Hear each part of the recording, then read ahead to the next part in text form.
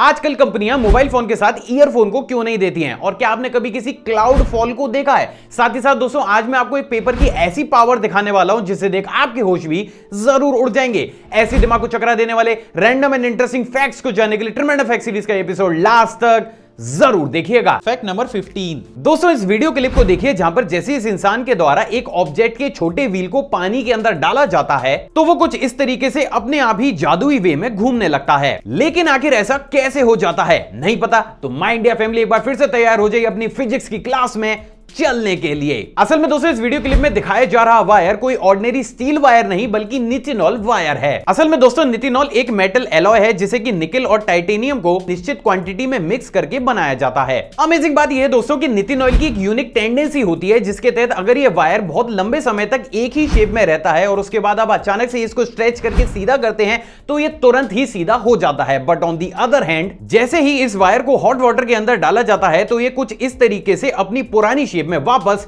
आ जाता है। और यही हो रहा है इस मैकेनिज्म के साथ। अब इस चीज को ज्यादा डिटेल्ड वे में समझने के लिए आप इस डायग्राम को देखिए जहां पर दोस्तों जैसे इस मैकेनिज्म के छोटे व्हील को इसकी रेडियस की लेंथ तक हॉट वाटर में डिप किया जाता है तो यह वायर दोबारा से अपनी पुरानी शेप में आने के लिए एक फोर्स को लगाना शुरू कर देता है जिसकी वजह से व्हील पॉइंट बी से पॉइंट सी की तरफ मूव करना शुरू कर देता है। और इस मूवमेंट की वजह से मैकेनिज्म के अंदर काइनेटिक एनर्जी जनरेट हो जाती है जिसकी वजह से बड़ा व्हील भी घूमना शुरू कर देता है। और देखते देखते इन दोनों ही व्हील्स के रोटेशन की वजह से इस मैकेनिज्म को एक मोमेंटम मिलता है जिसकी वजह से कुछ इस तरीके से कुछ देर तक एक जादुई वे में अपने आप ही घूमने लगता है। सो आई होप आज आप ये समझ गए होंगे कि इसके पीछे कोई जादू नहीं बल्कि सिर्फ और सिर्फ निटिनॉल मेटल का हाथ है। Fact number 14। क्या आपको बताया कि जब भी कोई भी कैट बहुत ज्यादा डरी हुई होती है तो उस कंडीशन में कैट का ब्रेन एड्रेनलिन हार्मोन को रिलीज करता है जिसकी वजह से कैट की पूरी बॉडी का सर्वाइवल मैकेनिज्म ट्रिगर हो जाता है। अब दोस्तों मजे की बात यह है कि अगर उस कंडीशन में किसी भी कैट को हिचकियां आती हैं तो एड्रेनलिन की मात्रा ज्यादा रिलीज होने की वजह से उस कैट की आंखों की पुतलियां भी उसकी हिचकी के अकॉर्डिंग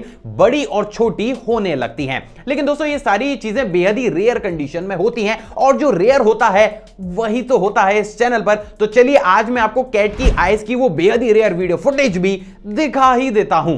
दोस्तों वेब की स्क्रीन पर आपको जो वीडियो क्लिप दिख रही है उसमें एक कैट की आईज को हिचकियों के अनुसार छोटा और बड़ा होता हुआ दिखाया जा रहा है। अमेजिंग बात यह दोस्तों कि ये चीज बेहद ही रेयर सिचुएशन में और चंद ही सेकंड्स के लिए होती है और यही वो कारण है जिसके चलते हुए इस वीडियो क्लिप को काफी ज्यादा अमेजिंग भी माना जाता है। Fact number 13। दोस्तों आपने कुछ इस तरीके की मोनो व्हील्स मोटरसाइकिल्स को तो जरूर देखा होगा जो देखने में काफी ज्यादा एडवांस और फ्यूचर की भी लगती हैं। लेकिन क्या वास्तव में ये बाइक्स फ्यूचर की टेक्नोलॉजी हैं? Honestly, I don't think so। असल में दोस्तों बहुत ही कम लोगों को यह मालूम होगा लेकिन इस पूरी दुनिया की सबसे पहली मोनो व्हील मोटरसाइकिल को साल 1927 में ब्रिटेन में बच्चों के लिए बनाकर तैयार किया गया था जिसके बाद इसी कॉन्सेप्ट को एडॉप्ट करते हुए आगे चलकर साल 1971 में एक अमेरिकन इन्वेंटर कैरी मैकली ने दुनिया की सबसे पहली ऐसी मोनो व्हील मोटरसाइकिल को बनाया था जिसे एडल्ट्स के द्वारा भी चलाया जा सकता था। And in the last present date में बहुत सारी कंपनीज इसी कॉन्सेप्ट को एडॉप्ट करते हुए मोनो व्हील्स मोटरसाइकिल को फ्यूचर की मोटरसाइकिल बनाकर लोगों के सामने पेश कर रही है। लेकिन हकीकत तो यह है कि यह कॉन्सेप्ट साल 1927 से लिया गया है। सो फाइनली अब आप मोनो व्हील्स मोटरसाइकिल की असली हकीकत भी जानते हैं। Fact number 12। दोस्तों इस सीरीज की एक वीडियो में मैंने आपको यह बताया था कि हमारा पानी इतना ज्यादा स्ट्रांग होता है कि वो एक शार्प ब्लेड की तरह हार्ड से हार्ड ऑब्जेक्ट को भी कट कर सकता है। लेकिन क्या आपको पता है कि हमारा पेपर भी बेहद ही आसानी से पानी की तरह ही हार्ड से हार्ड ऑब्जेक्ट को भी कट कर सकता है? जानना चाहते हैं कैसे? तो चलिए आज इसके पीछे की साइंस से भी पर्दा हटा ही देते हैं। असल में दोस्तों जब भी किसी पेपर से किसी हार्ड ऑब्जेक्ट को कट किया जाता है तो या तो हमारा पेपर बेंड हो जाता है या फिर फट जाता है। लेकिन दोस्तों अगर इसी पेपर को एक कटर के ब्लेड की शेप में कुछ इस तरीके से कट करके 3 या उससे ज्यादा लेयर्स में चिपकाकर उस कटर में इंस्टॉल किया जाता है तो कहानी कुछ और ही हो जाती है। असल में दोस्तों जैसे ही किसी भी पेपर को एक ब्लेड की शेप में काटकर उसको कटर में लगाकर रोटेट किया जाता है तो उस रोटेशन की वजह से पेपर पर एक प्रेशर जनरेट होने लगता है जिसकी वजह से वो पेपर एक हार्ड सब्सटेंस की तरह काम करना शुरू कर देता है। अब दोस्तों अगर उस सिचुएशन में किसी भी ऑब्जेक्ट को उस पेपर के करीब लाया जाता है तो फ्रिक्शन काफी ज्यादा होने की वजह से हमारा एक ऑर्डिनरी पेपर किसी भी ऑब्जेक्ट को कुछ इस तरीके से एक शार्प ब्लेड की तरह चंद ही सेकंड्स में कट कर देता है। तो आज आप ये तो जरूर सीख गए होंगे कि चीज चाहे कितनी भी नाजुक या फिर सॉफ्ट क्यों ना हो, अगर उसका इस्तेमाल सही तरीके से किया जाए तो वो बड़े से बड़े कारनामे को कर सकती है। Fact number 11। दोस्तों, हमने इस दुनिया में बेहद ही खूबसूरत वाटरफॉल्स को तो जरूर देखा होगा, जिसमें पानी काफी ऊंचाई से कुछ इस तरीके से बेहद ही खूबसूरत वे में गिरता है। लेकिन क्या आपने कभी किसी क्लाउड फॉल को देखा है? नहीं? तो चलिए आज मैं आपको उस फिनोमेना की एक बेहद ही रेयर वीडियो फुटेज भी दिखा ही देता हूं। दोस्तों, आपकी स्क्रीन पर आपको जो वीडियो क्लिप दिख रही है उसमें क्लाउड्स को पानी की तरह ऊपर से नीचे की तरफ कुछ इस तरीके से गिरता हुआ दिखाया जा रहा है। असल में दोस्तों ऐसा होता है एटमॉस्फेरिक एयर की वजह से, जिसमें अगर किसी भी ऊंची जगह या फिर माउंटेन्स की वजह से एटमॉस्फेरिक एयर अगर ऊंचाई से नीचे की तरफ बैंड होकर फ्लो करें और उस सिचुएशन में हवा के साथ क्लाउड भी मौजूद हो, तो हमें कुछ इस तरीके का बेहद ही खूबसूरत क्लाउड फॉल देखने को मिलता है। लेकिन दोस्तों, ये फिनोमेना काफी ज्यादा रेयर माना जाता है, क्योंकि इस फिनोमेना को बनने के लिए हवा का टेम्परेचर, हवा का फ्लो और माउंटेन्स का बिल्कुल सटीक हाइट पर होना काफी ज्यादा जरूरी होता है। और उसी की तर्ज पर ही इस फिनोमेना की इस वीडियो क्लिप को भी काफी ज्यादा रेयर माना जाता है। Fact number 10। दोस्तों, आपने भी इस चीज को कभी ना कभी फेस तो जरूर किया होगा कि अगर हमारी लाइफ में अचानक से ही कुछ बहुत बड़ा या फिर बहुत बुरा होता है, फॉर एन एग्जांपल अचानक से कोई बहुत बड़ा इंटरव्यू आ जाए या फिर टेस्ट आ जाए या फिर कुछ ऐसा हो जाए जिसकी वजह से हमारा स्ट्रेस काफी ज्यादा बढ़ जाए, तो उस सिचुएशन में हमारे पेट में एक बेहद ही अजीब सा हल्का सा दर्द होने लगता है। हालांकि सिचुएशन में बहुत से लोगों को तो वोमिटिंग और लूज मोशंस भी हो जाते हैं। लेकिन क्या आपने कभी यह सोचा है कि आखिर हमारे ब्रेन स्ट्रेस की वजह से हमारे पेट के साथ ऐसा बुरा हाल क्यों होता है? And special thanks to mister Suryaveer, जिन्होंने इसके पीछे की साइंस मुझसे पूछी। असल में दोस्तों, मेडिकल लैंग्वेज में इस कंडीशन को नर्वस स्टमक के नाम से जाना जाता है, जिसमें हम जैसे ही काफी ज्यादा स्ट्रेस आउट हो जाते हैं, तो उस कंडीशन में हमारे ब्रेन की सबसे बड़ी प्रायोरिटी हमें फेंट होने से बचाने और एक्टिव रखने की होती है, जिसकी वजह से हमारा ब्रेन बहुत बड़े अमाउंट में स्ट्रेस हार्मोन को रिलीज करना शुरू कर देता है और हमारी बॉडी का नर्वस सिस्टम ट्रिगर हो जाता है। अब दोस्तों, इस कंडीशन में होता कुछ ऐसा है कि हमारी बॉडी में बहुत बड़े अमाउंट में ब्लड हमारे ब्रेन, हार्ट और लंग्स की तरफ फ्लो करना शुरू करने लगता है, जिसकी वजह से हमारे स्टमक को प्रॉपर क्वांटिटी में ब्लड नहीं मिल पाता है और हमारे स्टमक की फूड प्रोसेसिंग की स्पीड स्लो हो जाती है। और यही वो कारण है जिसकी वजह से हमारा स्टमक कम ब्लड फ्लो में काम करने के लिए अपने वेस्ट को रिलीज करना शुरू कर देता है, जिसकी वजह से काफी ज्यादा स्ट्रेस होने की वजह से या तो हमें वोमिटिंग हो जाती है या फिर बहुत से लोगों को लूज मोशंस भी होने लगते हैं। हालांकि एक बार फिर से स्ट्रेस कम होते ही ये सारी चीजें अपने आप ही नॉर्मल हो जाती हैं। सो फाइनली अब आप इसके पीछे की साइंस भी जानते हैं। Fact number 9। दोस्तों, मैंने अपनी वीडियोस में आपको बहुत सारी अजब गजब फैक्ट्स दिखाए हैं जो कि आपको काफी ज्यादा पसंद भी आते हैं, और अपनी इसी परंपरा को आगे ले जाते हुए आज मैं आपको कोई फैक्ट नहीं बल्कि एक बेहद ही अजब गजब स्पोर्ट दिखाने वाला हूं। असल में दोस्तों, इस स्पोर्ट का नाम क्विडिच है, जिसे कि साल 2005 में यूएसए में हैरी पॉटर की एक मूवी से इंस्पायर होकर सबसे पहली बार खेला गया था।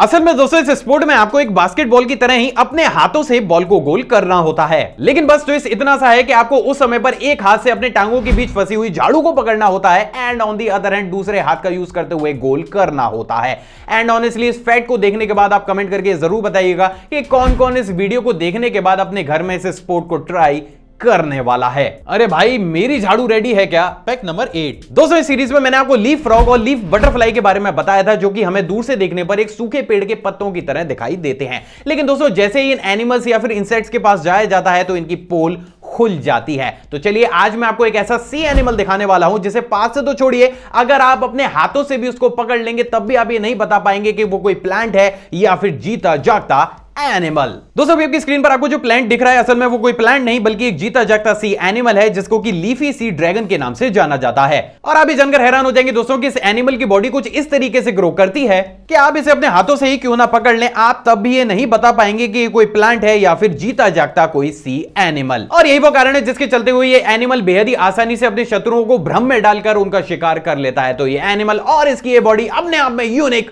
जरूर है। Fact number 7। क्या आपको पता है कि साल 1986 में टेक्सास में रहने वाले लोगों ने क्ले हेनरी को अपने टाउन का मेयर बनाया था। ऐसा सिर्फ इसलिए किया गया था दोस्तों क्योंकि क्ले हेनरी ने कोई ज्यादा महान काम नहीं किए थे, बल्कि इससे उलट वो काफी बड़े अमाउंट में बियर को पीता था, जिससे खुश होकर वहां के लोगों ने उसको अपने टाउन का मेयर बनाया था।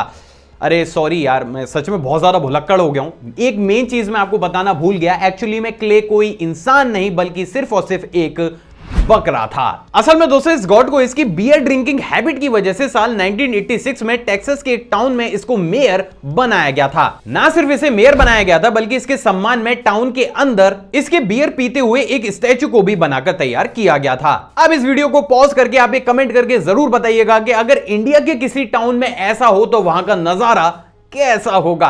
Fact number 6। क्या आपको बताया कि इस दुनिया में मौजूद शोवेल स्नोटिड लिजर्ड को इस पूरी दुनिया की सबसे ज्यादा फास्ट लिजर्ड्स में से भी एक लिजर्ड माना जाता है, जिसकी नॉर्मल सरफेस पर तो छोड़िए डेजर्ट में भी नॉर्मली स्पीड 3 फीट पर सेकंड की होती है, जो कि एक लिजर्ड के हिसाब से काफी ज्यादा तेज मानी जाती है। लेकिन आखिर ये लिजर्ड इतनी फास्ट स्पीड के साथ कैसे दौड़ लेती है? असल में दोस्तों इस लिजर्ड को फास्ट बनाते हैं इसके रियर लेग्स, जो कि दौड़ते वक्त सैंड सरफेस पर कुछ इस तरीके से एक स्विमर के हाथों की तरह पीछे से आगे की तरफ आते हैं। अमेजिंग बात यह है दोस्तों कि यूनिक लेग्स इस लिजर्ड की स्पीड को और ज्यादा बढ़ाने के लिए इसको कुछ माइक्रो सेकंड्स तक हवा में भी पुश करते हैं। But on the other hand उस समय आगे के दोनों ही लेग्स सरफेस को टच करते रहते हैं, जिसकी वजह से इस लिजर्ड को सैंड के ऊपर भी स्पीड और स्टेबिलिटी दोनों ही मिल जाती है। परिणाम स्वरूप ये लिजर्ड रेत के ऊपर भी कुछ इस तरीके से बेहद ही फास्ट वे में दौड़ने लगती है। तो ये लिजर्ड और इसका ये मैकेनिज्म अपने आप में लाजवाब जरूर है। Fact number 5।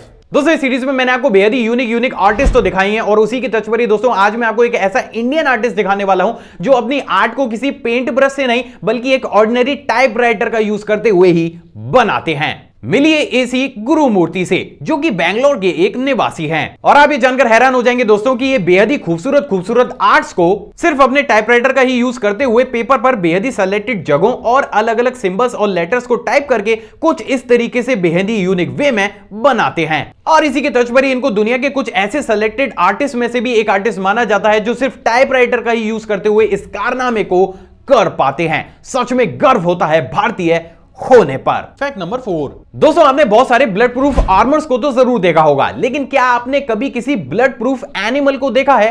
एंड ऑनेस्टली वो कोई टर्टल नहीं है, क्योंकि टर्टल्स ब्लड प्रूफ नहीं होते हैं। असल में दोस्तों इस एनिमल का नाम आर्माडिल्लो है। और आप ये जानकर हैरान हो जाएंगे दोस्तों कि इस एनिमल का आउटर बॉडी शेल बहुत सारी हड्डियों के कॉम्बिनेशन और टफ टिश्यू कोटिंग का इस्तेमाल करते हुए कुछ इस तरीके से डेवलप होता है कि जैसे इस एनिमल को जरा सा भी खतरे का आभास होता है, ये अपनी बॉडी को तुरंत ही एक छोटी बॉल की शेप में कन्वर्ट करके उसको चारों ही तरफ से उसी हार्ड शेल से कवर कर लेता है। अमेजिंग बात यह दोस्तों कि ये शेल इतना ज्यादा हार्ड होता है कि ये बेहद ही आसानी से किसी भी बुलेट की स्ट्राइक को झेल लेता है। ना सिर्फ ये बुलेट की स्ट्राइक को झेल सकता है, बल्कि बुलेट को कुछ इस तरीके से अपने शेल से रिपेल करके उसको वापस शूटर की तरफ भी भेज सकता है। और यही वो कारण है जिसके चलते हुए बड़े बड़े शूटर्स कभी भी इस एनिमल को शूट करने की गलती को नहीं करते हैं। Fact number 3। क्या आपको बताया कि बहुत सारी रिसर्च से यह बात पूरी तरीके से साफ हो चुकी है कि अगर हमारे ब्रेन में किसी भी प्रकार की कोई भी इंजरी होती है तो बेहद ही रेयर चांसेस में ऐसा भी हो सकता है कि ब्रेन इंजरी की वजह से वो एक इंसान को एक प्रोफेशनल म्यूजिशियन में कन्वर्ट कर दे।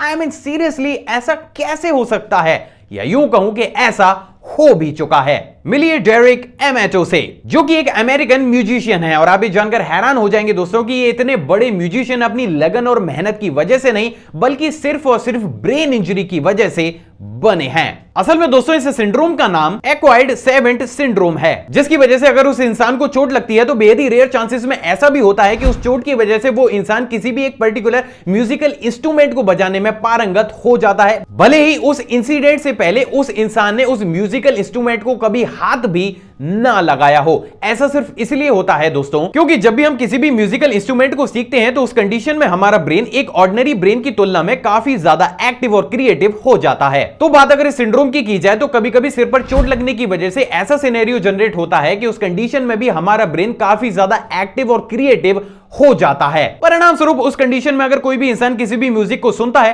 तो वो उसको बेहद ही डिटेल्ड वे में और बिल्कुल ही अलग पर्सपेक्टिव से सुनाई देता है। और यही हुआ डेरिक के साथ, जिसकी वजह से वो ब्रेन इंजरी के बाद बेहद ही प्रोफेशनल वे में पियानो को प्ले करने लगे थे। एंड वन मोर थिंग, इस फैक्ट को सुनने के बाद किसी भी हथौड़े को लेकर अपने सिर पर मत मारने लगना, क्योंकि ऐसा बेहद ही रेयर चांसेस में होता है। Fact number 2।